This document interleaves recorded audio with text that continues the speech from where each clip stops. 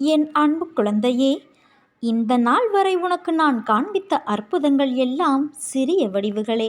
இனிமேல் அடுத்தடுத்து உன் வாழ்வில் அழகிய, நிம்மதியான, மகிழ்ச்சியான, வெற்றியான நிகழ்வுகள் எல்லாம் நடக்கப் போகிறது. இதை உன் மனதில் நன்றாக பதித்துக்கொள். என் வார்த்தைகள் இனிமேல் நேரடியாய் என் வாயிலிருந்து நீ கேட்கப் போகிறாய். என் நல்லாசைகளோடு நீ உன் பயணத்தை தொடங்கப் போகிறாய். நீ உனது கடமையை செய். சிறிதளவும் அஞ்சாதே. என் மொழிகளில் நம்பிக்கை வைத்து செயல்படு. என் லீலைகளை நினைவில் கொள்.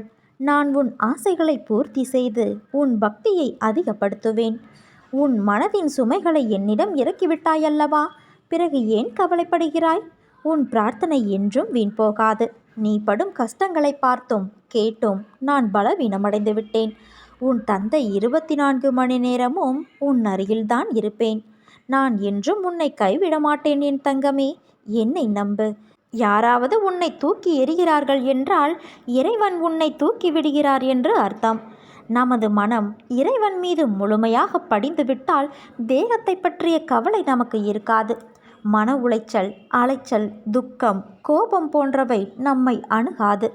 புகழ்ச்சிகளும் அவமானங்களும் நம்மை பாதிக்காது. தேகத்தால் விளையும் துன்பங்கள், சம்சார வேதனைகள் முதலியன நமக்கு துன்பமாக தெரியாது. நான், எனது என்ற அகங்கார எண்ணம் நம்மை நெருங்காது. மாயை நம்மை விட்டு விலகிவிடும். என் வார்த்தைகளின் மீது நம்பிக்கை வை.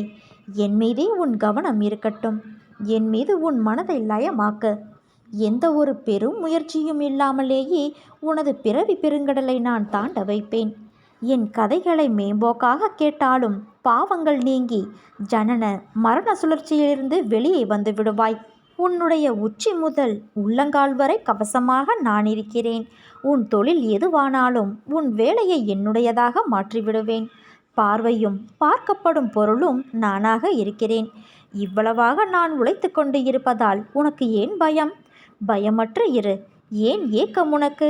எனக்காக ஏங்கு. பரபரப்பு ஏன்? என் மீதே மிக்க ஆவல் கொண்டு பார். எனக்காகவே கவலைப்படு. பரஸ்பர அனுகிரகத்தாலேயே நான் இருக்கின்றேன். ஆத்மார்த்த அன்பு எங்கு உண்டோ அங்கு நானும் இருப்பேன். விசாலமான சிருஷ்டியில் நம்பிக்கையை உதவியாக கொண்டு என்னுள் நீ பிரவேசித்துப்பார்.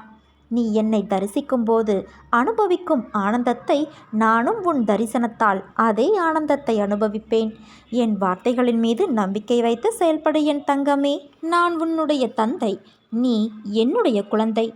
நான் உனக்கு நடக்க கற்றுக் கொடுக்கிறேன். என் சொல்படி நீ நட. அப்போது இன்பமானாலும் துன்பமானாலும் ஒன்று போலவே இருக்கும். நீ நம்பிக்கையோடு இருந்தால் நல்லதே நடக்கும். சாயிருக்க பயமேன்.